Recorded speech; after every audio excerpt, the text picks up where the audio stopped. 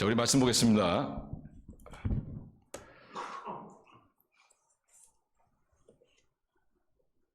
우리 창세기 말씀 나누고 있습니다. 창세기 오늘 20장이지만은 시간 관계상 다 읽지 못하고 부분만 읽도록 하겠습니다.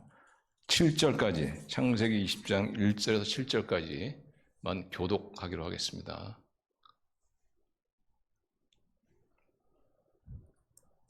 자, 저를 쳐다보지 마시고 스크린 쳐다보시고. 자, 창세기 20장 1절에서 7절 하나님의 계시 말씀 교독하겠습니다. 아브라함이 거기서 네게부 땅으로 옮겨가 가데스와 술 사이 그랄에 거류하며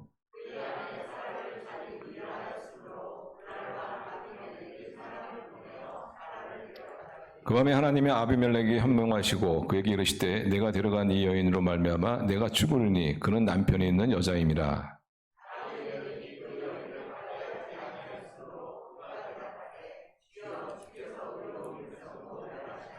그가 나에게 이는 내 누이라 하지 아니하였나이까. 그 여인도 그는 내 오랍이라 하였사오니 나는 온전한 마음과 깨끗한 손으로 이렇게 하였나이다.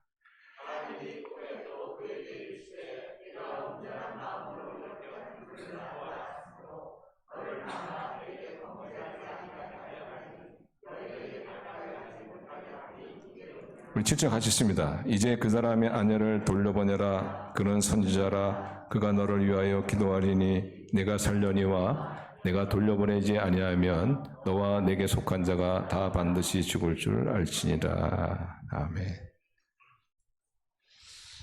살을 줄 알지니라 이렇게 하면 아멘이 좀 크게 나오는데 죽을 줄 알지니라니까 좀 아멘.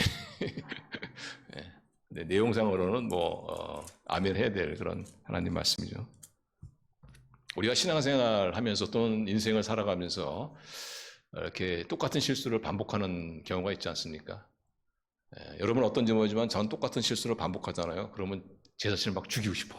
아휴, 또 그런 실수를 또 반복하는, 막 자신에 대한 어떤 절망감이 얼마나 큰지 모릅니다. 그리고 하나님을 믿는다고 같은 실수를 반복하면 안 믿는 사람에게 덕이 안 되잖아요. 저분이 믿는 하나님은 도대체 어떤 분이길래 저렇게 똑같은 실수를 맨날 반복하도록 놔두실까? 안 믿는 사람이 덕도 안 되고, 또 믿는 분에게도 같은 실수를 반복하는 그런 삶을 보여주면은 믿는 분들에게도 좀 부끄럽죠. 네, 부끄럽습니다. 좀 의지력이 약한 사람인 것 같고 믿음이 아직도 참 많이 모자란 사람 같이 좀 비춰지지 않을까 하는 그런 좀 부끄러운 그런 생각이 듭니다. 그럼에도 불구하고 우리 삶 가운데 같은 실수를 반복하고 있는 그런 모습들이 많이 있죠. 내 자신에게 실망하게 되고 내 믿음에서 실망하게 되고, 야, 정말 내가 믿음 생활 제대로 하고 있는 걸까? 내가 하나님을 정말 제대로 믿고 있는 걸까? 어떤 믿음에 대해서 또 회의를 갖게 되는. 그래서 우리가 이렇게 같은 실수를 반복하게 되면은 내 자신도 그렇고 이웃도 그렇고 안 믿는 사람도 그렇고 이렇게 덕도 안 되고 아주 좀 어떤 경우는 막 절망적입니다. 근데 그것이 이제 현실이죠.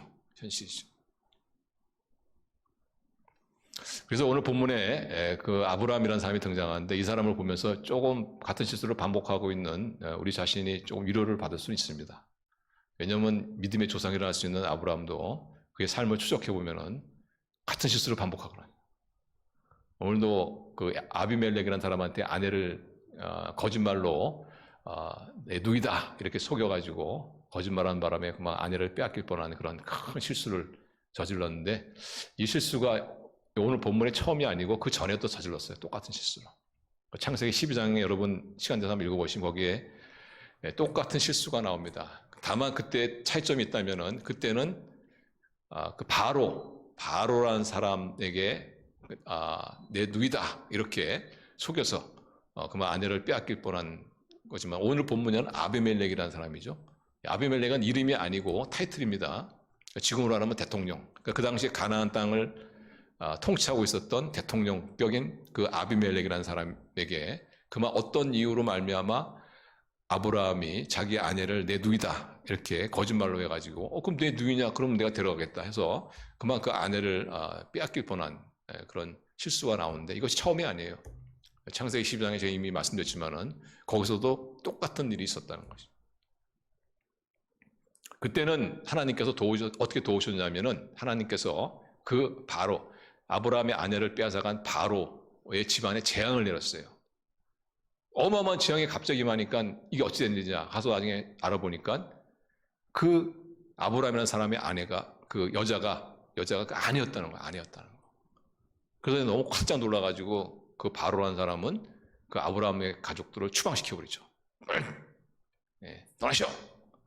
그런데 오늘 본문의 아비멜렉이란 이 사람은 어떻게 하나님께서 아브라함의 아내를 갖다 구원했냐면은 꿈을 꾸게 해줘. 꿈에 이제 하나님이 탁 나타나신 겁니다. 그래서 네가 취한 그 여자가 누군지 아느냐? 그 여자는 남편 있는 여자다. 이렇게. 그러니까 이 아비멜렉이라는 사람이 어떻게 해요? 좀 영적으로 조금 열린 사람이에요. 영적으로. 왜냐하면 꿈이라는 것이 그냥 꿈이다. 무슨 이상한 꿈이다. 무슨 개꿈이다. 그러고 그냥 넘어갈 수 있었는데 이게 좀 심상치 않거든요. 그래서 이제 아브라함을 불러다가 물어봤더니 그 여자는 바로 아브라함이 아니었다. 그래서 이제 돌려주게 되죠. 근데 아마 아브라함하고 좀 예의가 통했던 것 같아요. 아비멜렉은. 그래서 전에 있었던 바로처럼 바로 아브라함의 가족을 추방시킨 것이 아니고 이제 그곳에 계속 이제 머물게 하는 그런 내용이 오늘 본문의 내용입니다.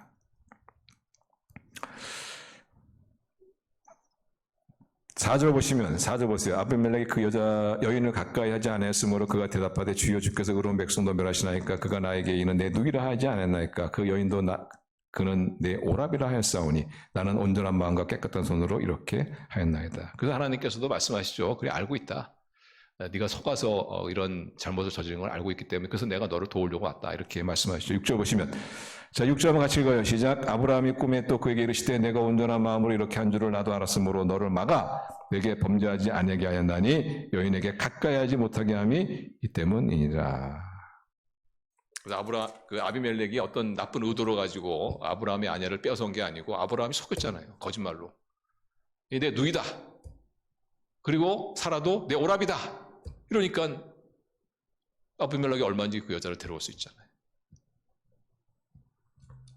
그러니까 아브라함은 이런 같은 실수를 이게 사실 아내를 오죽 못났으면 그래 자기 아내를 누이라고 속여서 남한테 넘겨줍니까?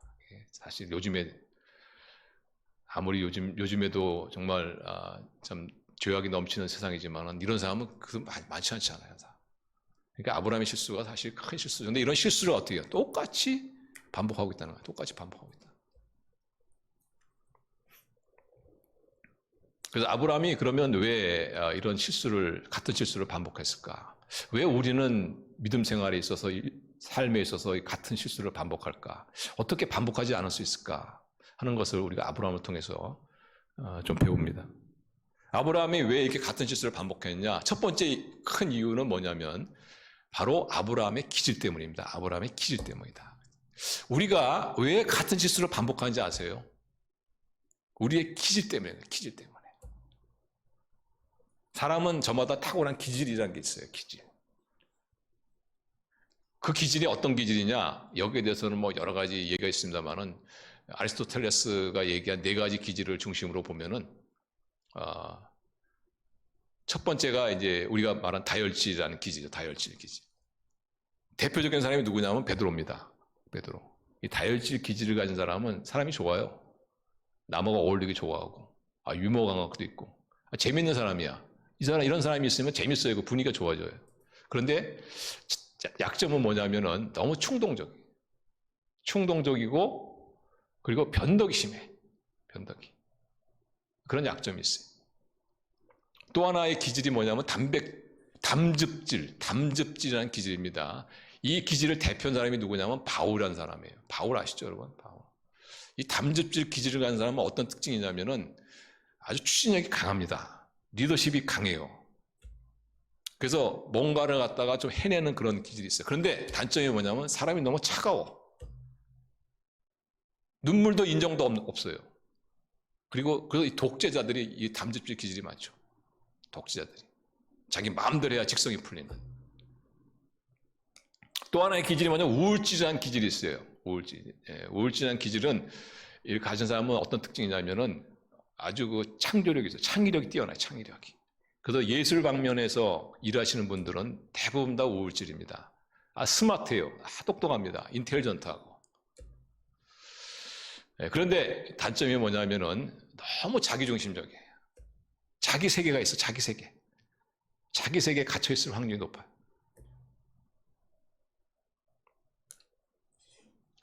또 하나의 기질이 뭐냐면은 점액질입니다. 대표적인 사람이 누구냐? 바로 아브라함이에요, 아브라함. 근데 이 점액질 기질인 사람의 특징이 뭐냐면은 점액질 기질인 사람은 아주 평화를 사랑하는 사람입니다. 피스메이커, 피스메이커. 그래서 이 점액질 기질만 모이는 분들은 절대 거기 다툼이 없어요. 항상 평화를 먼저 우선하지 않으니까. 남을 참 잘 대해주고 존중할 줄 아는 그런 기질이 있죠. 그런데 단점은 뭐냐면은 이렇게 항상 남하고 이렇게 잘 어울리는 것이 가장 중요하다고 생각하니까 이렇게 현실 타협을 잘합니다. 현실 타협을 잘해요. 타협을. 그래서 그 타협하기 위해서 거짓말도 서슴지 않는 그런 어떤 약점이 있는 것이 바로 이 점액질. 그러니까 아브라함이 뭐 점액질 기질을 가진 사람이에요. 그래서 그가 이렇게 어떤 위기를 딱 만나니까 그만 쉽게 타협해버리는 거예요. 어떻게? 거짓말로. 저 누이는 그러니까 아브라함은 이렇게 생각한 아마 사라라는 여자가 좀 이쁘게 생겼는지 그래서 이렇게 두려움이 있었던 것 같아요. 내가 낯선 지방에 가서 내 아내의 이쁨을 보고 사람들이 혹시 나를 갖다 해치지 않을까 하는 그런 두려움이 있었는데 아비멜렉이라는 그런 가나안 땅의 최고의 그 권력자가 딱 나타나니까 뭐 겁이 난 거죠. 그래서 어떻게 해요? 거짓말로 내 누나다, 누나다, 그러니까 뭐 너가 원하면 알아서 해라 이런 식으로 그냥 그런 걸 하면 안 되죠. 그런데 아브라함도 모르게 자기의 여러분 위기를 만나잖아요. 그러면은 우리의 기질 중에서 어떤 게 튀어나오냐면 약점이 튀어나옵니다. 약점이. 강점이 튀어나오지가 않아요. 위기를 만나. 그리고 이 기질이라는 것이 꼭 한 가지만 100% 있는 게 아니에요. 100% 담즙질만 있는 사람이 없습니다. 섞여 있어요. 이렇게 섞여 있단 말이에요. 저는 4가지에 다 있어요. 4가지 약점 다 있어요. 저는 제가 보니까 다 있더라고 보니까. 그래서 근데 이 아브라함에게는 바로 이런 어떤 현실 타협. 그래서 그냥 서슴지 않고 이제 거짓말로 해가지고 그 순간의 위기를 모면하려고 하는 현실적으로 타협해보려고 하는 그런 어떤 것으로 말미암아 이런 중대한 이런 실수를 범하지 않았나 이렇게 생각합니다. 그래서 우리도 같은 실수를 반복할 때 왜 하느냐? 그 중요한 이유 중에 하나가 뭐냐면 우리 기질 때문에 그렇습니다. 그래서 우리가 그런 어떤 같은 실수를 반복할 수 있는 그런 위기를 만났을 때 우리 기질을 아는 것이 대단히 중요해요. 기질을 아는 것이. 제가 전에도 한번 우리 교회에서 기질 세미나를 한번 한 적이 있는데 꼭 그 방법이 아니더라도 우리 성도님들 아마 대부분 알고 계실 거예요. 요즘에도 뭐 MBTI라는 그런 또 기질 아는 그런 것도 있고 성향하는 그런 것도 있고 하니까 그래서 내가 어떤 기질을 가진 사람이고 내가 이런 기질을 가졌기 때문에 나에게 이런 약점이 있구나 하는 것을 파악하는 것이 대단히 중요합니다. 그래서 위기를 만났을 때 어떻게 해요? 나는 이런 기질을 가지고 있기 때문에 난 이렇게 반응할 것이다. 나는 점액질한 기질을 가졌기 때문에 난 현실에 쉽게 타협하기 위해서 난 거짓말도 서슴지 않을 것이다라는 것을 미리 알고 있는 사람과 모르는 사람은 어마어마한 차이점이 있는 거예요. 우리가 이런 기질을 알고 우리가 이런 있으면은 그런 어떤 같은 실수를 반복할 수 있는 상황이나 환경에 도달하게 되면은 우리가 준비할 수 있잖아요. 어떻게 준비합니까? 하나님께 기도하는 것이 하나님께. 하나님, 제가 이런 기질을 하나님 주셨는데 제가 이런 위기를 이런 어려움을 당하고 있는데 분명히 제가 이런 내 기질의 약한 점이 또 튀어나와서 제가 또 참 이런 걸 잘 극복하지 못하면 어떡합니까? 도와주십시오. 기도할 수 있잖아요. 어떤 분 같은 경우에는 어려움을 당하잖아요. 그러면 도피하는 분이 있어. 회피합니다. 회피해. 그냥 아예 그 문제 자체를 아예 부정해요. 문제 자체를 굉장히 심각한 문제예요. 우리 부부간에도 이렇게 그런 문제 때문에 참 어려운 그런 분들이 있는데 아예 문제 자체를 인정하지 않는 문제 자체를 인정하지 않으면 그거 참 어려운 게 어딨어. 해결 방법이 없는. 문제를 만나면 도피한다. 어떤 분은 문제를 만나면 아브라함처럼 거짓말을 해서 그 문제 위기를 넘기는 그런 분들도 있죠. 거짓말이 조금만 지나면 바로 그냥 폭로가 다 나타나는데, 그럼에도 불구하고 그래서 남에게 신뢰를 잃어버리는 그런 경우도 있잖아요. 어떤 분 같은 경우에는 위기를 만나면 남을 탓하는 분이 있어요. 환경을 탓하는 분이 있습니다. 주로 이 우울질을 이 경향이 크신 분들이 그럴 수 있어요. 왜냐하면 자기 세계가 워낙 강하니까. 그래서 분석해가지고, 이런 남 때문에, 이런 환경 때문이고, 이렇게 환경을 탓하고 남을 탓할 수가 있어요. 근데 환경을 탓하고 남을 탓해가지고 해결이 안 되죠, 이게. 어떤 분 같은 경우에는 위기를 하고 어려움을 당하면요, 더 공격적으로 변하는 사람이 있어요. 이런 분들은 굉장히 위험한 분들이죠. 어떤 분들이냐면 이 담즙질에 속한 분들이 그렇습니다. 그래서 이에는 이다 이런 식으로 막 맞서가지고. 그래서 이 부부관계에서도 그만 이 담즙질 공격적인 성향이 강하신 분들은 뭐 잘못 그만 폭력을 휘둘러서 돌이킬 수 없는 그런 파멸이기까지도 하고, 어떤 경우에는 그런 힘이 없으니까 이 언어를 가지고 상대방에 깊은 상처를 줬어. 씻을 수 없는 그런 상처를 남기도 하고. 그래서 우리가 위기를 만나면은 이런 데 기질을 아는 게 중요해. 내가 이런 기질을 가지고 있기 때문에 내가 이런 어려움을 당하면은 이렇게 내 반응할 것이다. 그래서 그걸 알고 있으면 그런 상황이 되면은 기도할 수 있잖아요, 우리가 하나님께. 근데 기도하더라도 기도에 있어서 저는 가장 중요한 것 중에 하나가 뭐냐면 구체적으로 기도하는 게 대단히 중요합니다. 구체적으로 기도하시죠. 여러분, 구체적으로 기도하면 응답이 더 빨라요. 따라서 구체적으로 기도하면 응답이 더 빠르다. 응답이 정말 빠릅니다. 구체적으로 기도하면. 그래서 막연하게 기도하지 마세요. 구체적으로 기도하셔요. 근데 내가 내 기질을 알고 내 기질의 약점을 알고 내가 어떤 위기 가운데서 어떻게 반응하고 어떻게 대응한다는 걸 알고 있으면 구체적으로 기도할 수 있잖아요. 예를 들어가지고 위기를 만나면은 위기를 회피하고 도피하는 사람이 있잖아요. 그런 사람은 자기 기질을 아니까, 하나님, 제가 또 위기를 만났는데 또 제가 도피하고 회피할 텐데 하나님, 제가 담대하게 그 위기를 직면할 수 있도록 담대함을 주십시오. 이렇게 하면 구체적으로 기도가 되잖아요. 그럼 구체적으로 기도가 되면 응답도 빨라요, 이렇게. 어떤 분 같은 경우에는 위기를 만나고 공격적으로 변한단 말이죠. 하나님, 제가 또 위기를 만났는데 제가 또 공격적인 성향이 나올 텐데 또 잘못하면은 이 언어나 이 행동을 가지고 이거 잘못 사용하실 텐데 하나님 좀 도와주십시오. 우리 주님의 그 온유한 마음을 저에게 주십시오. 이렇게 구체적으로 기도할 수 있잖아요. 그러면요, 역사하십니다. 딱 역사해요. 그래서 우리가 어떤 어려움과 위기를 당했을 때 같은 실수를 반복하지 않으려면 내가 어떤 기질을 가진 존재이고 내 기질의 약점이 무엇이고, 그렇기 때문에 내가 이런 실수할 수 있는 그런 상황이 되면은 나의 이런 기질이 나와서 내가 같은 실수를 반복할 것이다. 이것을 좀 미리 아시고, 그리고 온전히 성령님을 의지하는 겁니다. 성령님은 우리의 기질을 바꿔주지는 않아요. 기질은 타고난 거기 때문에 바뀌지 않습니다. 그러나 성령님께서는 우리의 기질의 약한 점을 커버해 주세요. 커버해 준다. 장점을 살려주시고 약점을 커버해 주신다는 것이죠. 그래서 성령께서 맺어주신 열매가 뭡니까? 사랑과 온유와 자비와 양성과 충성과 절제니, 그것이 성령의 열매 아닙니까? 우리의 약한 부분들을 성령께서 커버해 준다.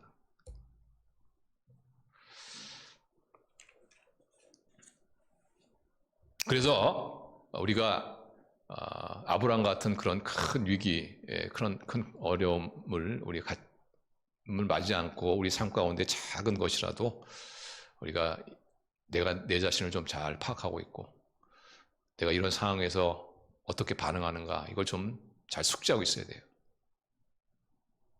한마디로 말하면 좀 자신을 알아야 합니다. 자신을. Know yourself. 내 자신을 알라. 소크라테스의 말처럼. 내가 이런 존재구나. 그래서 이 담배 같은 거 끊어보려고 하시는 분들도 끊었다 피웠다 계속 하는데, 그러면 내가 왜 같은 것을 왜 반복할까? 한번 생각을 하는 거죠. 내가 어떤 상황에서 다시 또 담배를 피울까? 한번 생각해 보는 거예요.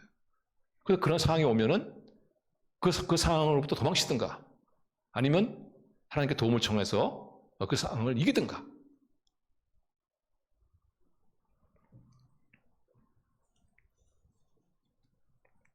남의 말 때문에 이제 어려움을 겪고 있는 그런 분들도 마찬가지로 사실상 남에 대해서 얘기하는 분들이 주로 착한 분들이 그렇습니다. 왜냐하면 일단 남에 대해서 관심이 있다는 얘기잖아요. 그런데 그분을 도와주려고 하다 보니까 자기 이야기거리도 떨어지고, 그러니까 이제 남의 어떤 이야기를 하다 보니까 그만 프라이버시 침해다 이런 어떤 이야기도 또 들을 수가 있지 않습니까? 근데 설사 그렇다 할지라도 그런 좀 어려운 일이 있으면은 내가 왜 그럴까? 나의 어떤 기질, 그래서 이런 상황이 되면은 또 이런 얘기를 하는구나. 내가 좋은 의도지만 이런 얘기를 하는구나 하는 그런 걸 가지고서 미리 예방할 수 있고 또 성령님의 도움을 청할 수 있지 않습니까?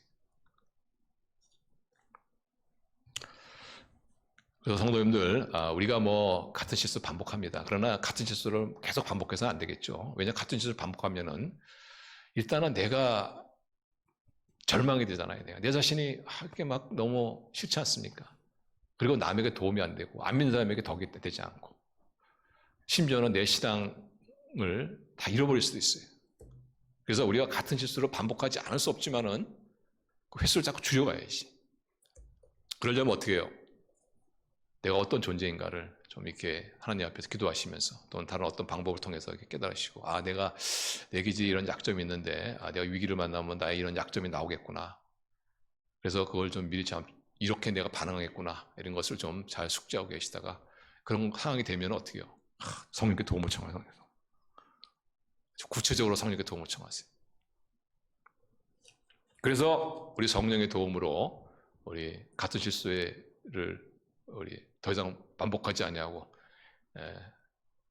같은 실수를 좀 많이 좀 줄이시고, 그래서 하나님께 영광이 되고 이웃에게 덕이 되는 그런 저 여러분 될 수 있기를 주님의 이름으로 축원합니다. 사실 아브라함이 자기 아내를 누이 동생이라고 거짓말해서 그 아내를 빼앗기고 했던 이 사건은, 이 실수는 사실 큰 실수입니다. 왜냐하면 1년 전에 하나님께서 아브라함에 나타나셔서 하나님이 약속하신 그 약속을 확신시켜 주죠.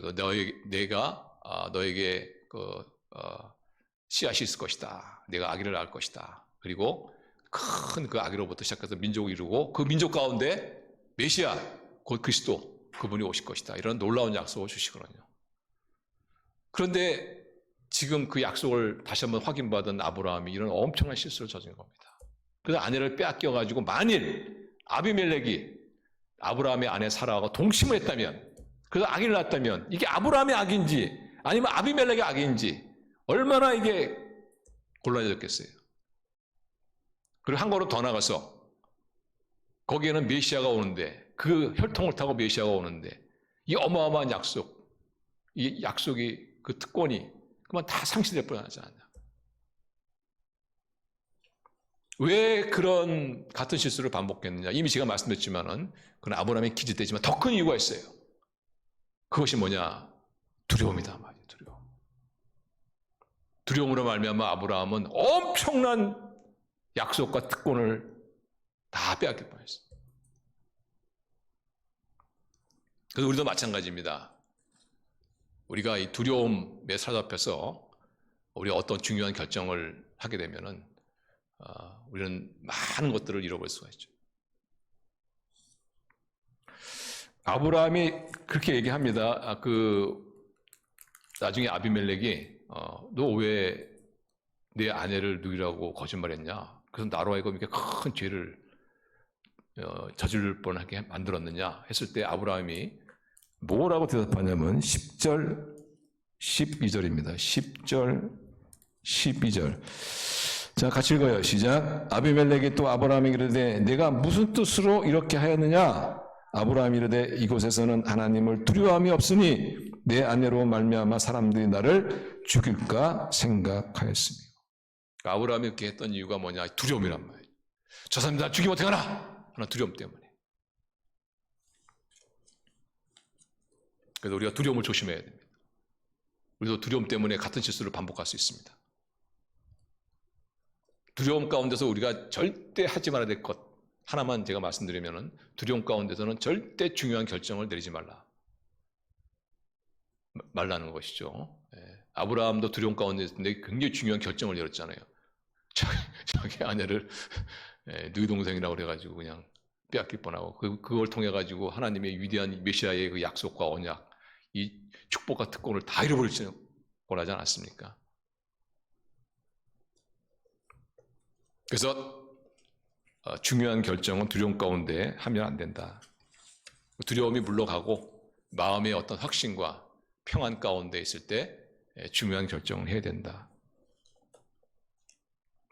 제가 미국에서 신학 공부할 때 그때 한 교민 가운데 한 분 있었는데, 이분이 좀 그 부부 문제에 있어서 좀 어려움을 겪고 있는 분인데, 한번 얘기하다가 이런 얘기 하더라고요. 그때 내가 사실 너무 결혼을 너무 이렇게 좀 두려움 가운데 해서 그런 것이 아닌가. 자기가 나이도 많고 그러니까 이러다가 내가 시집 못 가면 어떡하나, 그 두려움 가운데 어떤 남자를 만나게 되고, 그래서 그만 결혼을 결정하게 된, 그걸 후회하더라고요.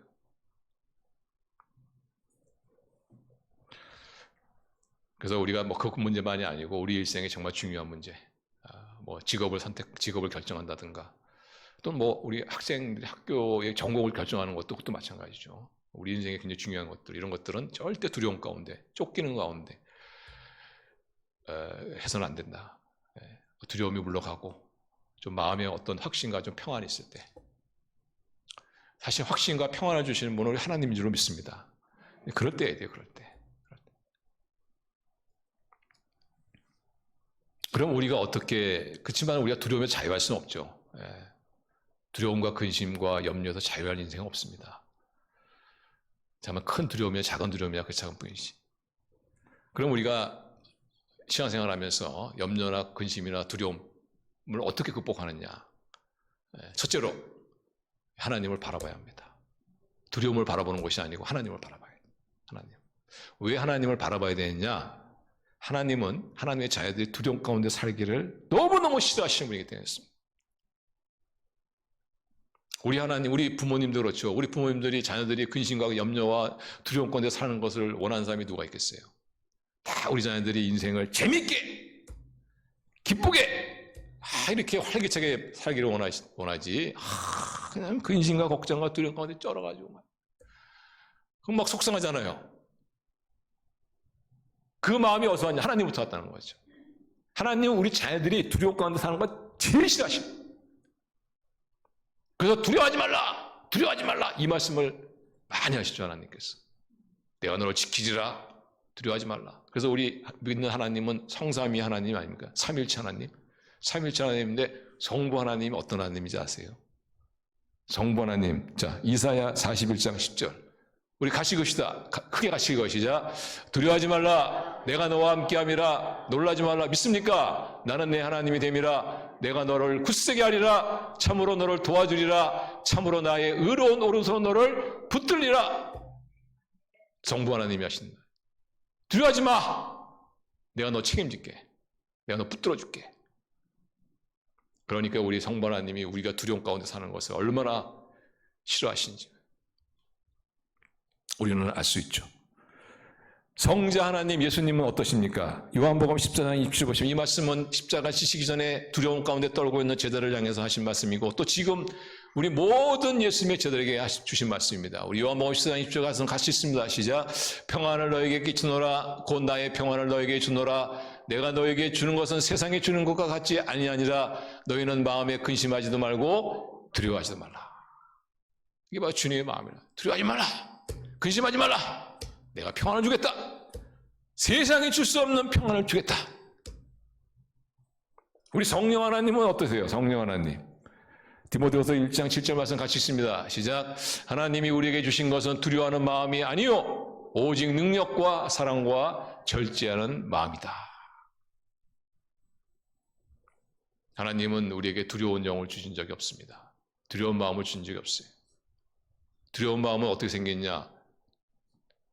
우리의 죄 때문에, 아니면 악한 영의 역사로.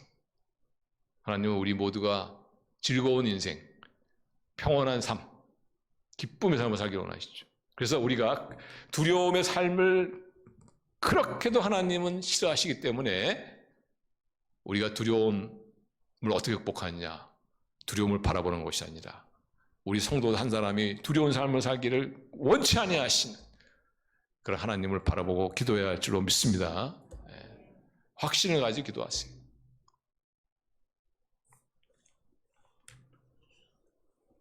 하나님을 바라보시고 하나님의 능력을 사모하시고 하나님의 약속의 말씀을 붙들고, 그래, 성부 하나님, 성자 하나님, 성령 하나님 다 말씀하셨지. 두려워하지 말라고, 내가 너를 지켜주겠다고, 내가 너와 함께 하겠다고 말씀하셨지. 그 하나님을 바라보는 겁니다.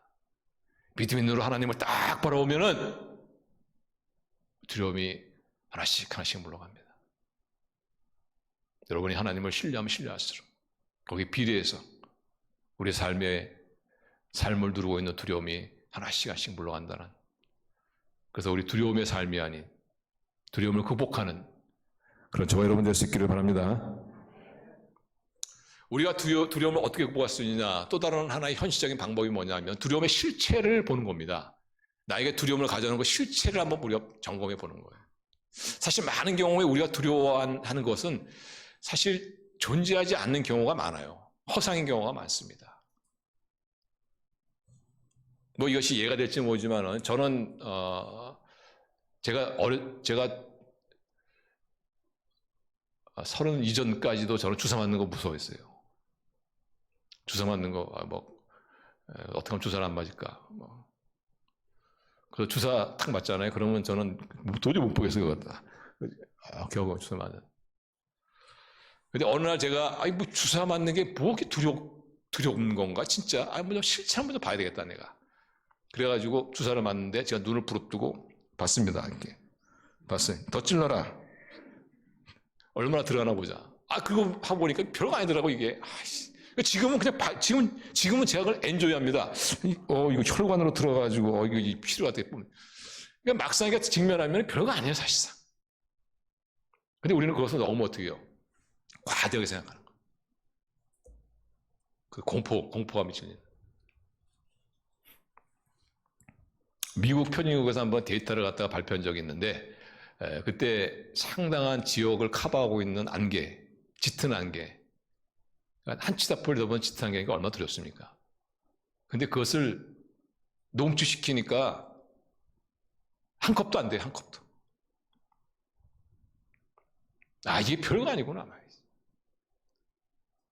우리가 사실 두려워하는 거 있지 않습니까?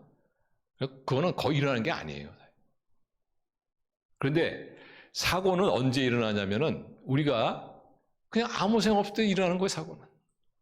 우리가 두려워하는 그 사고는 일어나지 않습니다. 묘하죠, 이게. 여러분, 가족이 늦게 오면 두렵죠?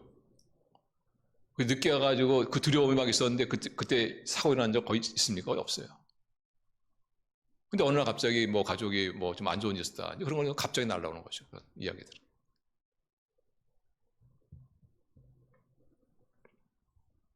제가 제 아내에 대해서 아주 굉장히 큰 두려움을 느꼈던 적이 있습니다. 제가 한 번은 그 용인에 그 개발되기 전에 그 용인 제가 명지대학교의 개공 교수로 좀 있었거든요. 그래서 그 근처에 이제 집을 이렇게 좀 얻은 적이 있는데, 그때 그 제가 이사간 그 아파트가 좀 외진 곳이었어요. 이제 막 개발하고 막 이런 좀 주위 환경이 좀 좋지 않은 그런 뭐 외진 곳이고, 그렇게 이사 갔는데 저녁이 됐는데도 제 아내가 안 오더라고요. 그래서 이게 웬일인가 잘 오더니 밤늦게까지도 안 오더라고요. 11시인가 넘은데도 안 오더라고요. 그래서 좀 별의별 생각이 막 다 들더라고. 이거 뭐 넘어졌나, 아니면 뭐 그때는 뭐 이렇게 막 제대로 이렇게 뭐 뚝뚝 이렇게 뭐 거리도 안 만들었고 막 그랬거든요. 그래서 걱정하고 있는데 나중에 돌아왔어요. 그래서 어디 있었냐 했더니 위에 집에 그 이사 오신 분 있는데 그분하고 또 이제 어떻게 뭐 얘기하다 보니까 그 집에 들어가게 되고, 거기서 또 이제 다가도 먹으면서 얘기하게 되고, 또 기회가 돼가지고 예수님이 안 믿는다 그래가지고 또 전도도 하고 또 그랬다고 하더라고요. 그래서 제가 그때 쓴 생각이 이게 내가 다 쓸데없는 걱정하는구나. 근데 맞습니다. 여러분이 걱정하는 거 있잖아요. 그거 안 일어나는 거예요. 근데 사고라는 것은 걱정 없이 일어나는 거예요. 걱정 없이. 그래서 우리가 이 두려움을 극복하기 위해서 이 두려움의 실체를 보는 거, 이거 참 굉장히 도움이 됩니다. 근거 없는 두려움에 우리가 많이 빠질 수가 있다 하는 것을 우리가 꼭 기억하고, 내가 두려워하는 것에 한번 두려움의 직면해 보는 거예요. 실체를 한번 파악해보는 거지. 정말 내가 두려워할 것들인가 말이지.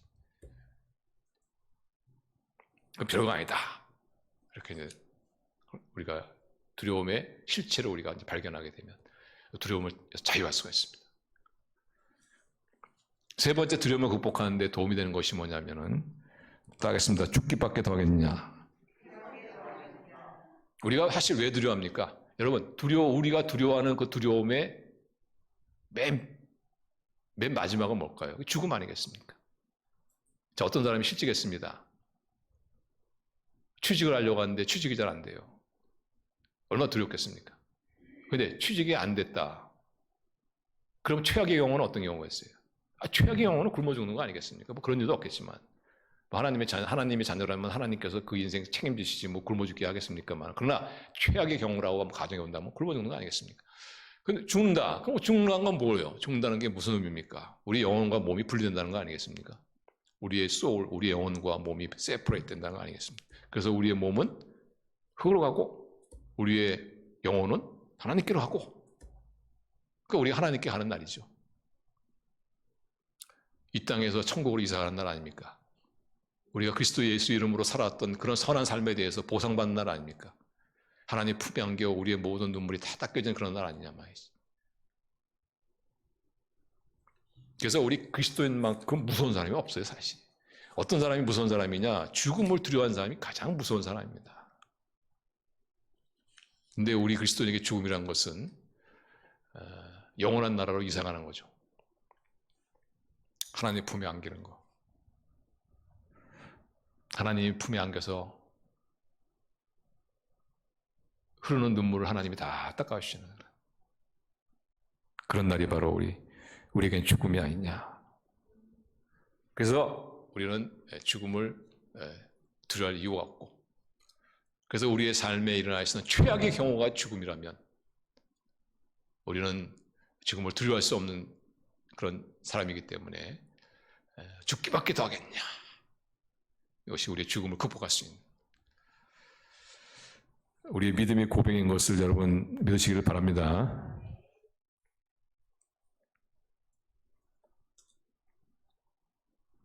죽기밖에 더 하겠냐 해서 또 자살을 그러면 안 돼요. 그건 자살은 아니고, 그러나 하나님 주시는 이 생명, 하나님이 때가 되면 걷어가시는 것이고, 뭐 걷어가면 하나님 품에서 눈을 뜨니까 좀 뭐 나쁠 것도 없다, 좋다, 이런 마음으로 우리 두려움을 이기시고 승리하시는 그런 저와 여러분 될 수 있기를 바랍니다.